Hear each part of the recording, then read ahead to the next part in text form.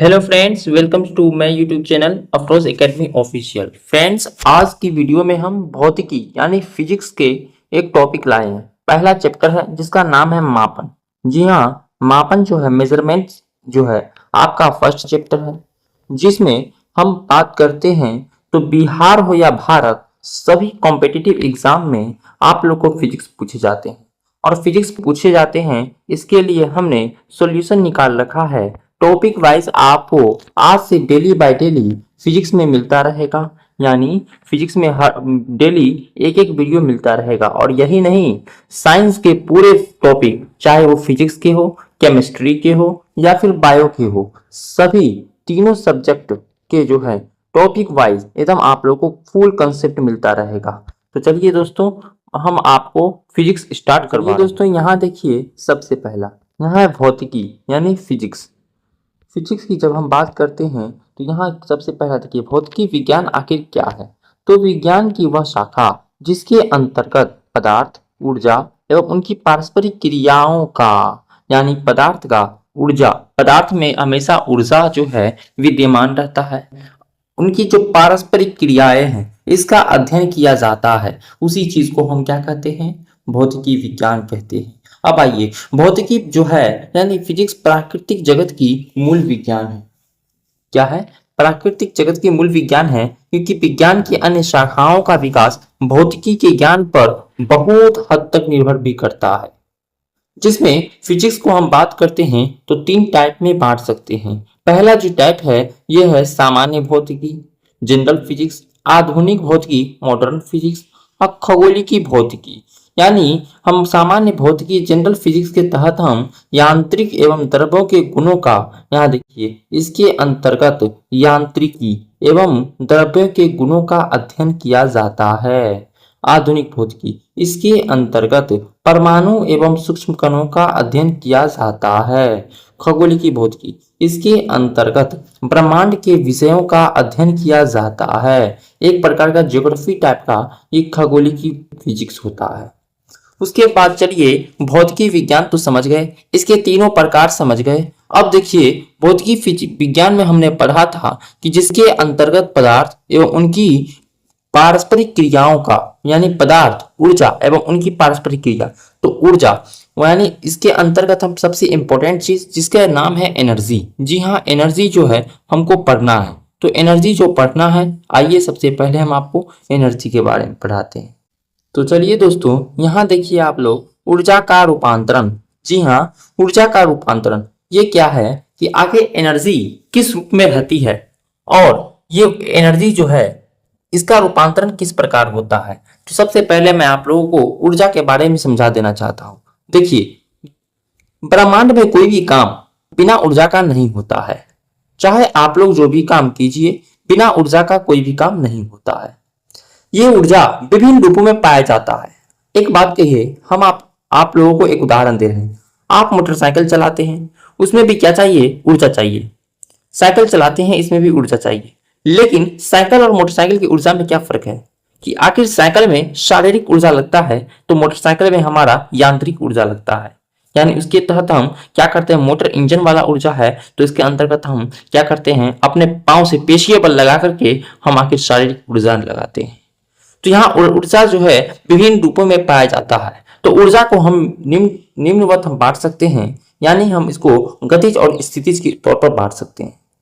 तो गतिज और स्थितिज के तौर पर जब बांटते हैं, एक तरफ गतिज ऊर्जा होता है, दूसरी तरफ स्थितिज ऊर्जा होता है। गतिज ऊर्जा और स्थितिज ऊर्जा में अंतर के आधार पर हम वीडियो आप लोगों को बना करके जरूर थोड़ा लेंथ टॉपिक पर डिस्कशन हम करवा देंगे। इसके लिए आप लोग ना फिक्र रहिएगा। तो चलिए, हम यहाँ पर जितना भी मैं नोट में लिखा इंपॉर्टेंट बात वो आप लोग को दिखा देता हूँ। यानी यहाँ पर अगर बात करते हैं, सबसे पहला जो है वह है स्थिति ऊर्जा का गतिज ऊर्जा में परिवर्तन। जी हाँ, ऊर्जा का रूपांतरण आखिर किस प्रकार होता है। तो ऊर्जा तो हमने अभी बताया कि दो प्रकार के होते हैं, एक स्थिति ऊर्जा तो एक गतिज ऊर्जा। स्थिति ऊर्जा और गतिज ऊर्जा की जब बात करते हैं तो एक होता है, पहला देखिए, स्थिति ऊर्जा का गतिज ऊर्जा में परिवर्तन।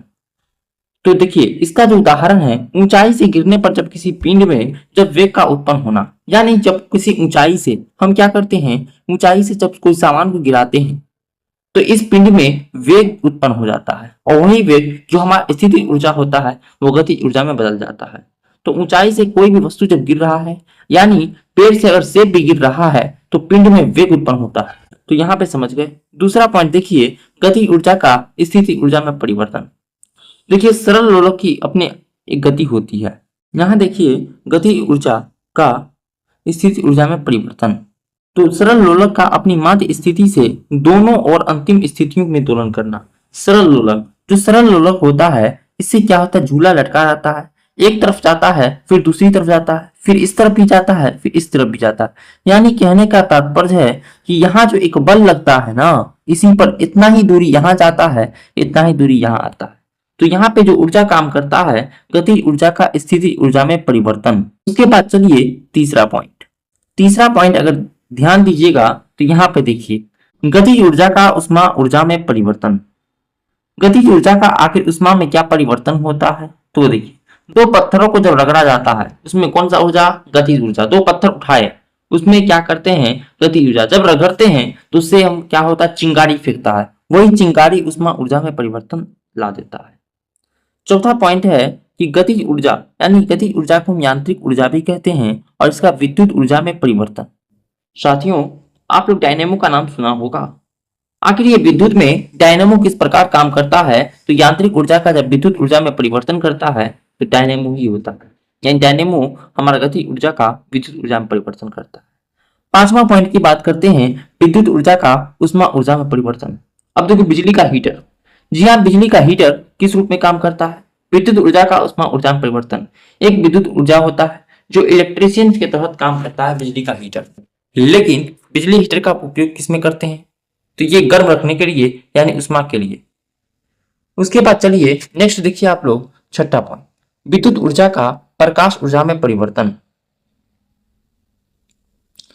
बिजली का बल्ब जब विद्युत ऊर्जा होता है, विद्युत से हम क्या करते हैं, प्रकाश ऊर्जा में परिवर्तन करते हैं। उसके बाद देखिए सातवां पॉइंट, विद्युत ऊर्जा से यांत्रिक ऊर्जा में परिवर्तन।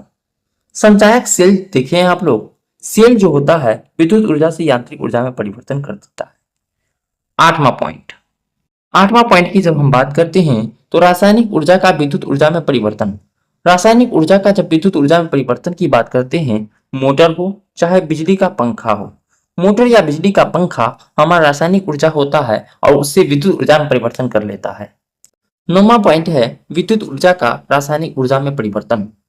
अब देखिए विद्युत ऊर्जा है, अगर रासायनिक ऊर्जा में परिवर्तन करते हैं तो वो विद्युत अपघट्य कहलाता है।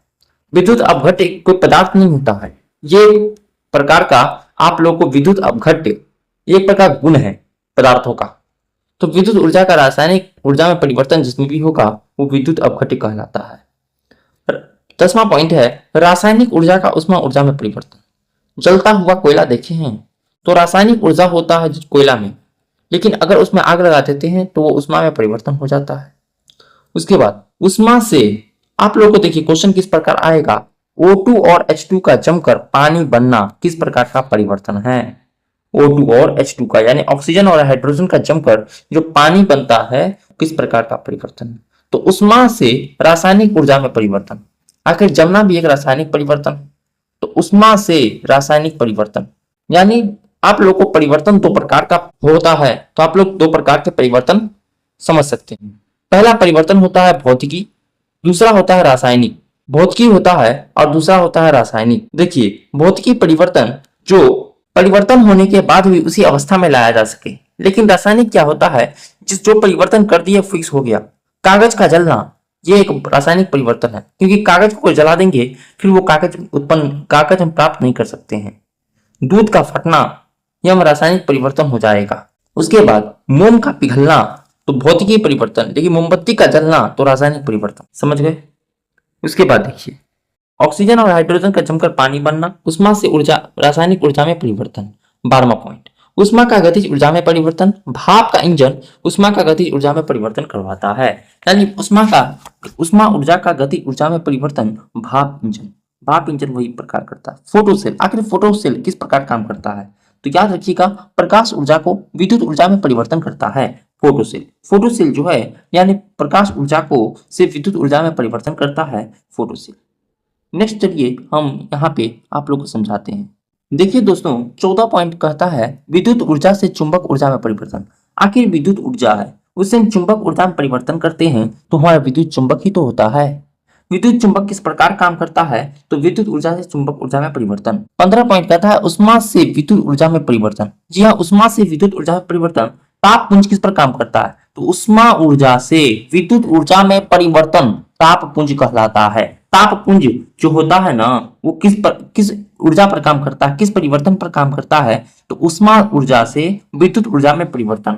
ऊर्जा का उसके बाद पेड़ पौधे में सूरज की ऊर्जा रासायनिक होती है, ये तो ये होती है, लेकिन ऊर्जा का यानी ये भी जो है ऊर्जा का रासायनिक ऊर्जा में रूपांतरण होता है।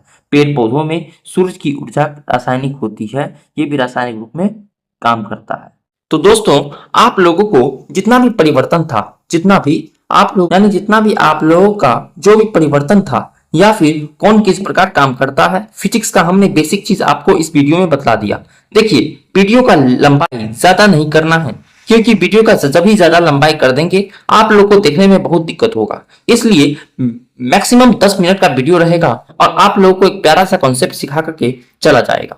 तो आप लोग इसके लिए जरा भी दिक्कत महसूस नहीं कीजिएगा कि आप लोगों को किस प्रकार यहाँ पे दिक्कत सहना पड़े। तो इसलिए हमने क्या किया, मैक्सिमम 10 मिनट का, जी हाँ 10 मिनट का वीडियो हम आपके सामने लाएंगे और कंसेप्ट को क्या करेंगे, यहाँ बहुत अच्छे से समझा करके हम वीडियो को खत्म कर देंगे, ताकि आपको भी देखने में दिक्कत और प्रॉब्लम ना हो और हर प्रकार के एग्जाम की तैयारी में आपका बहुत हेल्पफुल हो। तो चलिए दोस्तों, कैसा लगा वीडियो? अगर इसी प्रकार आप लोग सपोर्ट और प्यार बना करके रखिएगा तो हम अनेकों टॉपिक पर, यानी फिजिक्स हो, केमिस्ट्री हो, बायो हो, तीनों टॉपिक पर हम आप लोगों को नोट और पीडीएफ नोट्स दोनों प्रोवाइड करवाते रहेंगे, जिससे आप लोगों को बहुत हेल्पफुल साबित होगा हर एक एग्जाम के लिए। तो चलिए दोस्तों, मिलते हैं नेक्स्ट वीडियो में, तब तक के लिए धन्यवाद।